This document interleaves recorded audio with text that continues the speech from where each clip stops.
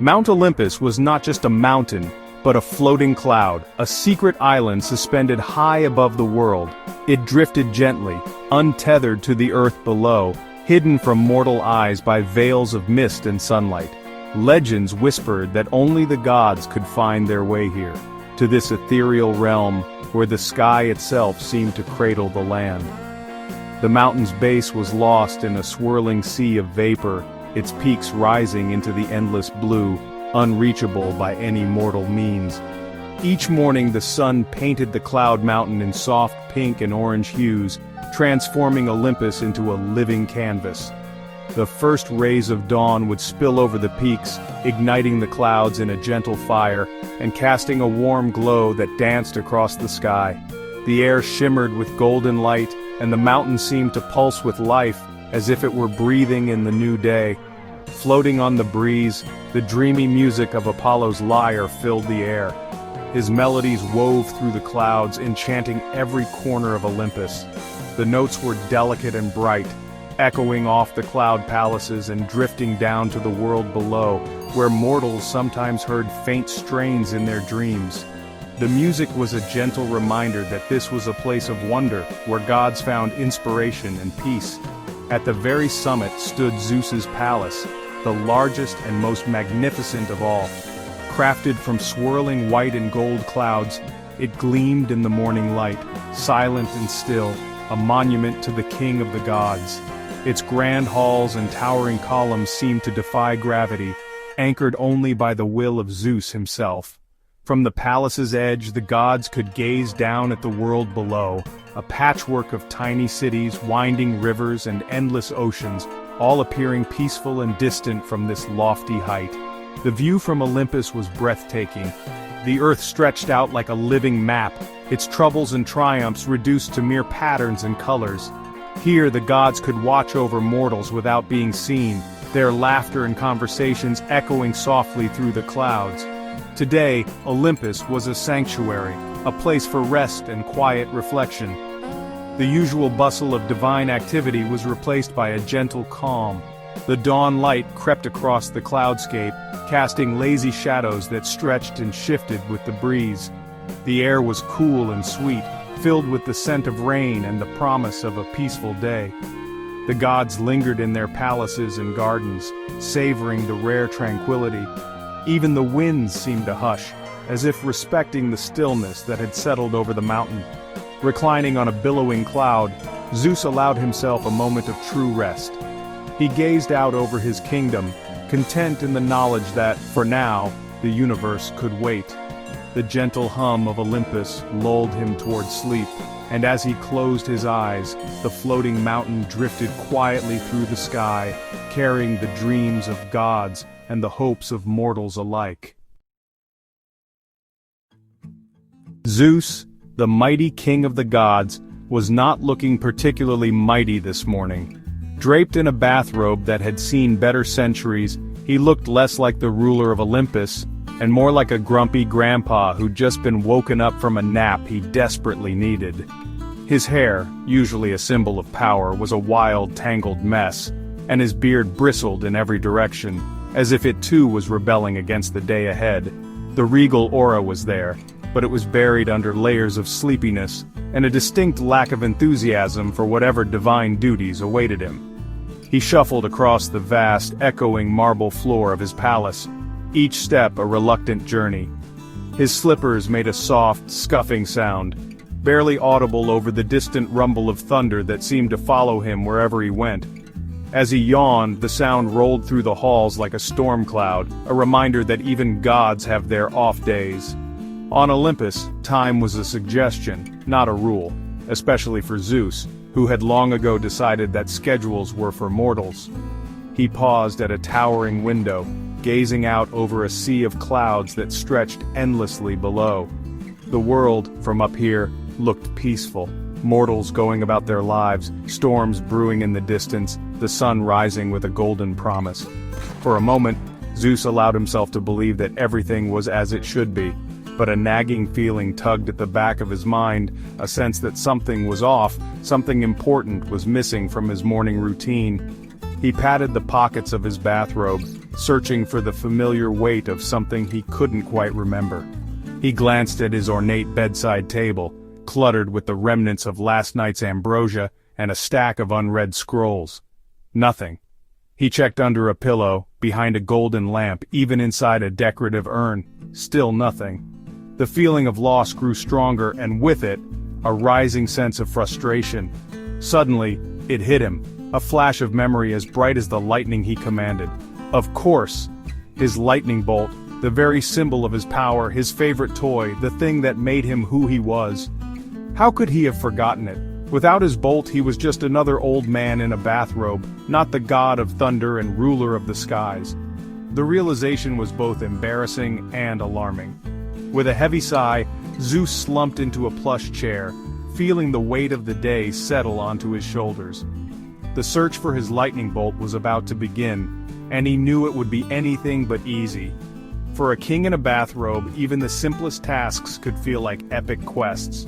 This was going to be exhausting. But then again, what else was new on Olympus? Zeus, on hands and knees, searched under his massive bed, dust bunnies scattered but no lightning bolt. He wriggled further, snagging his robe. "Hera, a little help?" he called, but no answer. He found a faded love letter, a dog toy, but no bolt. He was the king of gods, crawling like a mortal. He grabbed something metallic, just Apollo's old lyre. Frustrated, he checked one last corner. Instead of his bolt, he found a broom. Hera sat knitting, a picture of composure. Zeus emerged, dusty and grumpy, asking about his lightning bolt. Hera paused, raised an eyebrow, and resumed knitting. Zeus paced, worried about Titans or Hermes finding it. Hera suggested checking under his pillow. Zeus, embarrassed, realized he hadn't checked there. He needed a grand adventure, not a simple solution. Hera continued knitting, humming a tune. Zeus ignored Hera's suggestion, claiming he lent the bolt to Poseidon. He floated gently off the balcony, descending like a dandelion seed. The world grew larger, the ocean a vibrant sapphire. The air was warm and salty, a pleasant change. This trip was relaxing. Maybe he lost the bolt on purpose. He touched the water, bobbing like a cork. He sank beneath the waves, a bubble of air around his head. He descended into Poseidon's kingdom. The underwater world was a dreamy kingdom. Poseidon's palace was a breathtaking structure of coral and crystals. Zeus floated through, nodding to dolphin guards. Inside, gardens of sea anemones and kelp swayed. Poseidon was absent. Zeus was on a mission. He peeked into rooms, finding no bolt. He saw seahorses and a grumpy crab polishing pebbles. He drifted into a study, finding a fish tank with a lazy octopus. Zeus tapped on the fish tank. The octopus didn't move. Under a tentacle was a banana, not his bolt. An octopus in a freshwater tank at the ocean's bottom holding a banana. Zeus was utterly confused. This made no sense. He watched, baffled. The octopus offered no answers. The trip was a waste of napping time. Zeus shrugged. It wasn't his octopus or banana. He turned away, floating back to the palace entrance. It was time to go home. Zeus floated back to the surface, breaking through with a splash. The trip to Poseidon's palace was a failure. He sighed, ascending like a bathrobe-clad balloon. The world shrank below. Olympus looked welcoming. He vowed not to leave his palace for a while. The golden gates opened. He floated through silent hallways. He reached his bedroom, Hera still knitting. "Find your barnacle zapper?" she asked. Zeus grunted, too tired to respond. In the heart of Olympus, where clouds drifted lazily and the air shimmered with golden light, Zeus found himself in a predicament that would make even the mightiest of gods sigh. He had spent the better part of the morning searching high and low for his most prized possession, his legendary lightning bolt.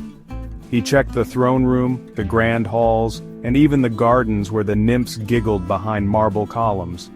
But the bolt was nowhere to be found. Frustrated and a little embarrassed, Zeus finally returned to his private chambers, the only place left unsearched. As he lifted his pillow, a soft golden glow spilled out, illuminating the intricate patterns of the silk sheets.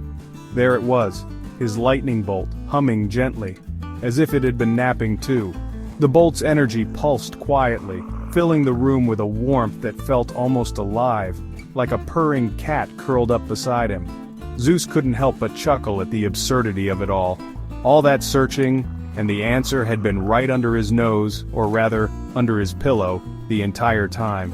He sat on the edge of his bed, feeling both relieved and a little foolish, the king of gods outwitted by his own forgetfulness. He turned the bolt over in his hands, marveling at its familiar weight and the way it seemed to pulse with power, yet offer comfort at the same time. Sometimes, he thought, the things we seek most desperately are right where we left them, waiting patiently to be found. From the doorway, Hera watched the scene unfold, a knowing, triumphant smile playing on her lips. She had suspected all along where the bolt might be, but decided to let Zeus discover it for himself. There was a certain satisfaction in watching the king of gods humbled by the simplest of mysteries. She gave him a gentle nod, her eyes twinkling with amusement and affection. With a shrug and a sheepish grin, Zeus placed the bolt back under his pillow, deciding that perhaps it was the safest place for it after all. After all, who would think to look for the most powerful weapon in the universe beneath a pile of goose down and silk? He fluffed the pillow, making sure the bolt was tucked away, and let out a contented sigh. The quest, such as it was, had come to an end. There would be no epic battles or thunderous declarations today. Instead, Zeus realized, the most important task before him was one he had been putting off for far too long: a well-deserved nap. He stretched out on the bed, feeling the tension of the morning melt away, and allowed himself to relax completely. He climbed into bed, pulling the covers up to his chin, the soft fabric cocooning him in comfort. For a moment, he simply lay there, listening to the gentle hum of the bolt beneath his pillow, and the distant sounds of Olympus carrying on outside his window. The world could wait, for now, this was his sanctuary. The golden sunlight streamed through the windows, bathing the room in a warm, ethereal glow. It was as if the very heavens were blessing this moment of peace, wrapping Zeus in a gentle embrace. The opulent chamber filled with mythological grandeur became a haven of tranquility. With a final contented sigh, Zeus closed his eyes. The king of gods, conqueror of storms and ruler of Olympus, drifted off into a deep, peaceful sleep, his lightning bolt safe, his worries forgotten, and his heart at rest.